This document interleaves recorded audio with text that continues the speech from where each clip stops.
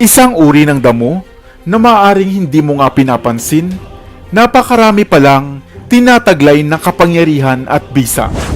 Isa na nga rito, ang pagiging nitong mabisang pang-akit o panggayuma. Hello, what's up? Your best here.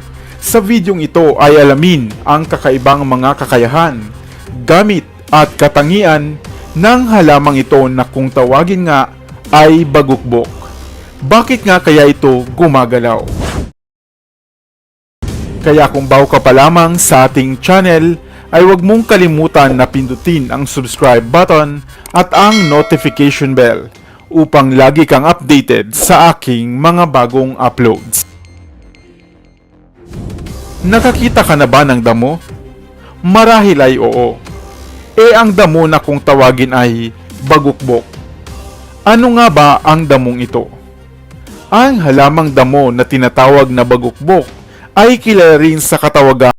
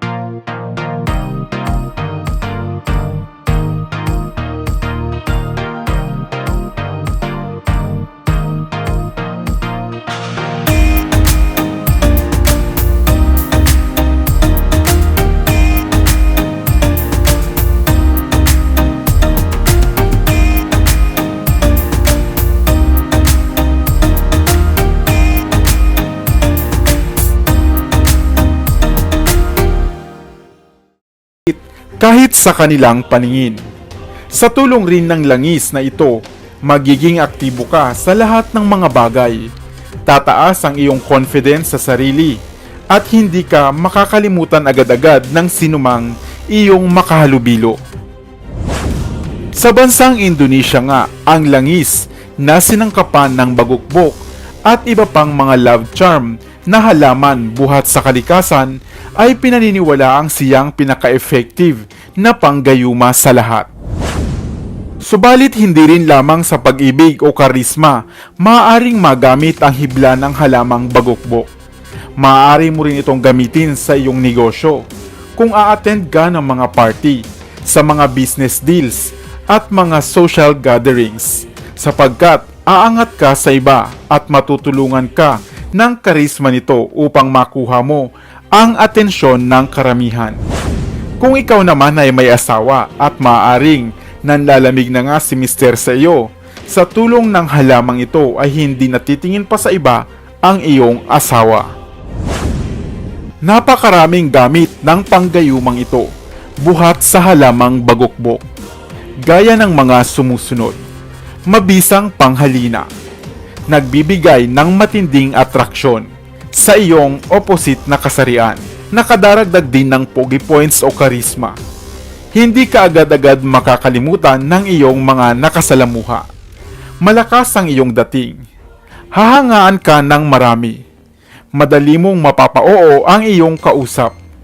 Mapapalambot mo rin ang damdamin ng iyong kaharap. At marami pang iba. Marami na nga ang nagpatunay ng bisa ng damong ito o ng hibla o dahong animoy ugat ng bagukbok. Kaya naman, marami na rin ang gumagawa at nagbebenta ng mga fake nito. Kaya sana ay huwag tayong agad-agad magtiwala at suriin muna bago natin bilhin. Lalo na nga kung kailangan mo nito.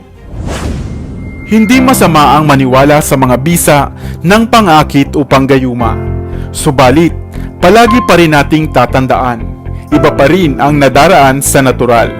Manalig lamang tayo sa Diyos at matutupad rin ang ating mga hiling sa buhay sa tamang panahon.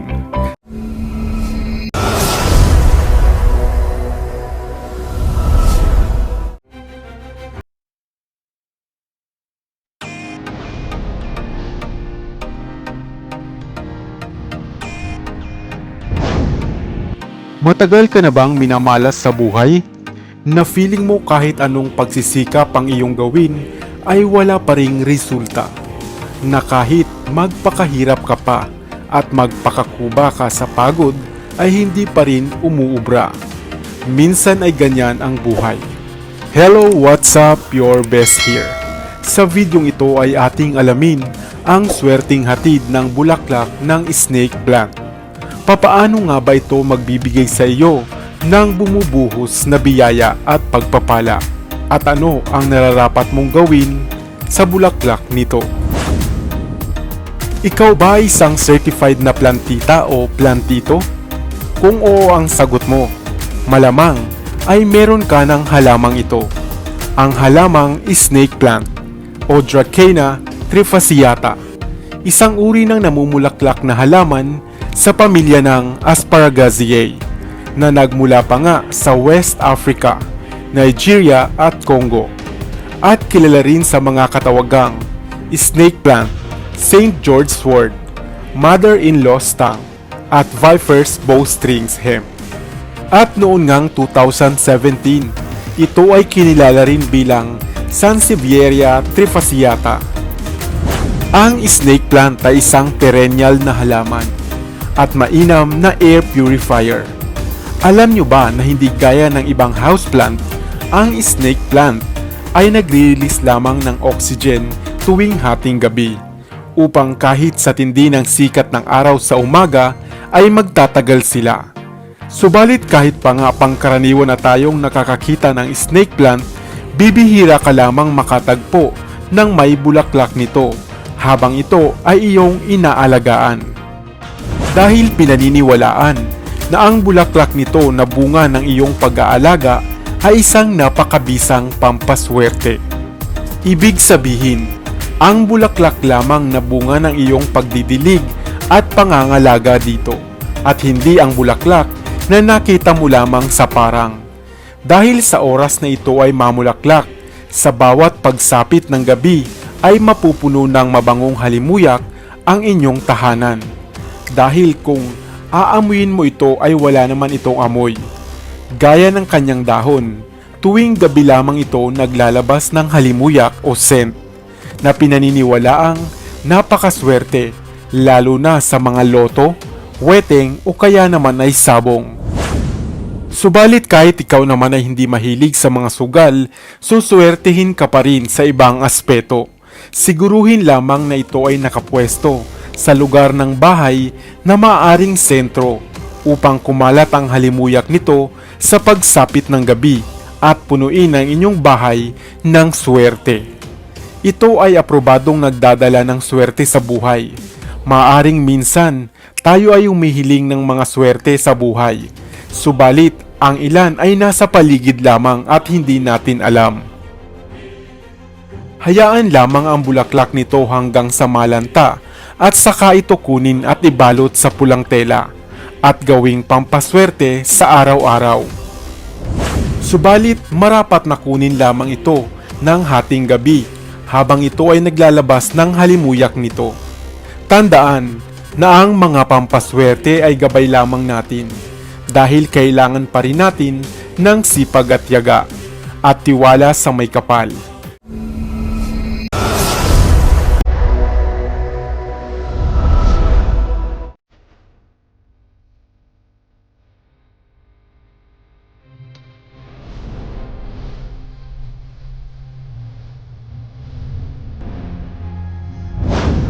Bulaklak ng bawang, nakakita ka na ba? Batid mo ba na ito pala ay isang napakabisaring pampaswerte? Subalit bibihira nga lamang kung matagpuan. Hello, what's up? Your best here. Sa videong ito ay kilalanin natin ang isang natatanging pampaswerte na labis na epektibo, lalo na nga sa pagninegosyo, ang bulaklak ng bawang. Ang ating mga lutong bahay ay hinding-hindi makukumpleto ang lasa kung wala ang sangkap o pampalasang bawang. Ano nga ba ang bawang? Ang bawang o garlic sa Ingles o Allium sativum ay isang sangkap sa pagluluto sa hanay o pamilya ng sibuyas. Ang bawang ay native dito sa atin sa Asia, sa Iran at maging sa ilang parte o bahagi ng Egypt. Ginagamit ito hindi lamang bilang pampalasa sa mga pagkain, kundi bilang halamang gamot. At maging sa espiritual na gamit, ay kilalang kilala rin ang bawang. Ginagamit itong pangtaboy ng mga masamang elemento, kulam, aswang, at mga negatibong enerhiya sa paligid. At kapag ang isang bagay ay mainam na pantaboy ng mga kamalasan, kadalasan ito ay naghahatid naman ng swerte o good luck. At batid naman natin na ang bawang ay isang mainam na panghatak ng swerte sa mga negosyo o tindahan. Subalit maliban sa bawang mismo, ang bulaklak nito o bulaklak ng garlic chives ay higit palang maswerte at mainam na good luck charm. Halos kahanay na nga nito ang mga bulaklak ng tanglad, bulaklak ng kawayan na napaka-rare o napakabihira lamang kung magkaroon ng bulaklak. Magkameron man, ay agad ring malalanta. Ang tinutukoy nating bulaklak ng bawang ay ang bulaklak na tinatawag sa Tagalog na kutsay. Ito ay ang bawang na nagtataglay ng mga malalapad na dahon na karaniwang isinasahog sa mga sauce, sausawan, salads at steam na mga gulay. Madalas itong makikita ginagamit sa mga kusina ng mga Chinese bilang alternatibo sa dahon ng sibuyas. Kaya naman kung sakali na makasumpong ka ng bulaklak ng kutsay, ay huwag mo na itong palampasin pa. Kunin ito at ibalot sa pulang tela. Maaari mo rin itong ilagay sa isang maliit na bote o kaya ay sa plastic upang hindi ito malagas habang natutuyot. Maaari itong ilagay sa bag, sa wallet, o sa lagayan ng pera o cash drawer upang maghakot ng maraming swerte o mga customers. Ang kakaiba nitong matamis na halimuyak ang siyang maghahatid sa iyo ng swerte sa pagninegosyo. Kaya sa susunod na makakita ka nito ay kunin mo na. Ngunit lagi pa ring tatandaan na ang lahat ng ito ay pawang gabay lamang. Dahil ang pag-asenso ay nasa sa atin pa ring mga kamay. Manalig lamang sa Diyos at magtiwala sa iyong kakayahan.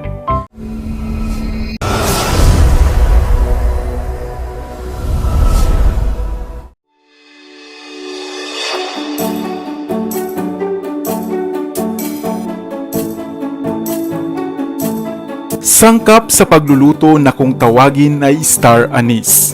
Isa palang magandang uri ng pampaswerte o lucky charm. Paano nga ba ito isasagawa? Hello, what's up? Your best here. Sa videong ito ay alamin kung papaano nga ba gawing isang malakas na pampaswerte ang sangkap na ito sa pagluluto na kilala sa katawagang star anise.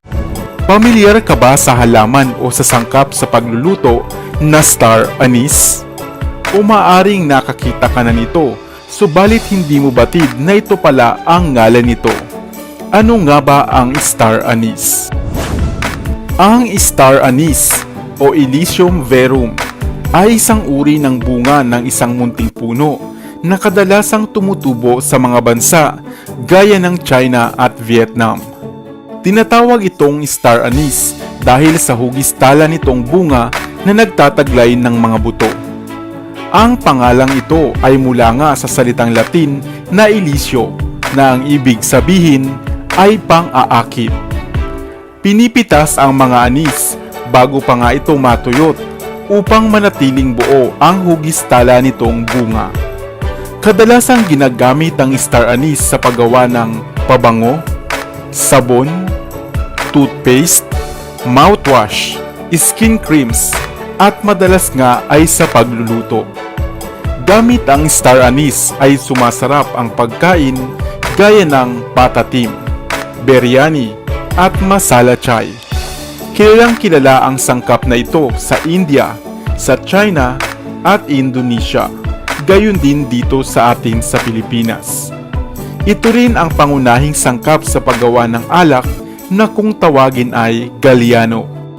At maliban sa napakarami nitong gamit, ay isa rin itong mainam na lucky charm o pampaswerte na maaari mong gamitin sa pang-araw-araw na buhay, sa paghahanap ng trabaho, sa mga sugalan, sa paghahanap ng forever, at pampaswerte sa bahay at kabuhayan.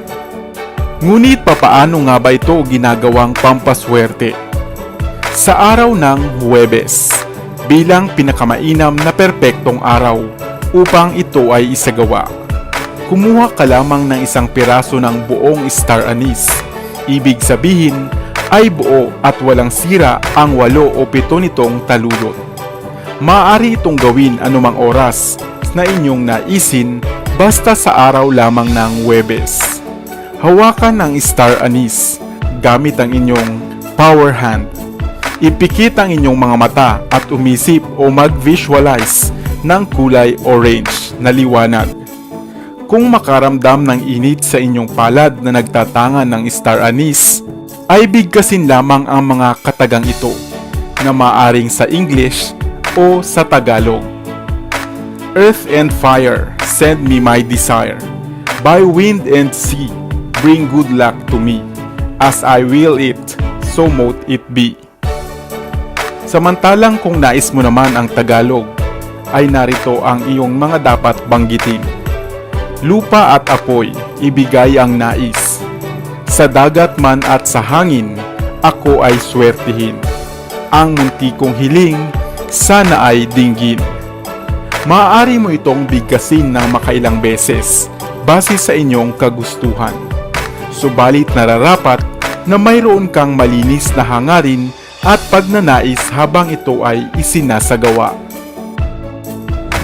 Pagkatapos nito, ibalot ang star anise sa pulang tela o pouch o gawing unton at ugaliing dalhin saan ka man magpunta araw-araw. Subalit lagi pa rin nating tatandaan na ang mga pampaswerteng kagaya nito ay pawang gabay lamang. Nasa sa atin pa rin ang ating ikauunlad sa buhay. Manalig sa may kapal at magtiwala sa inyong kakayahan. Sana ay may bago kang natutunan sa videong ito. Iwan ka naman ng comment sa comment section sa ibaba. I-like at i-share mo na rin para naman sa kaalaman ng iba.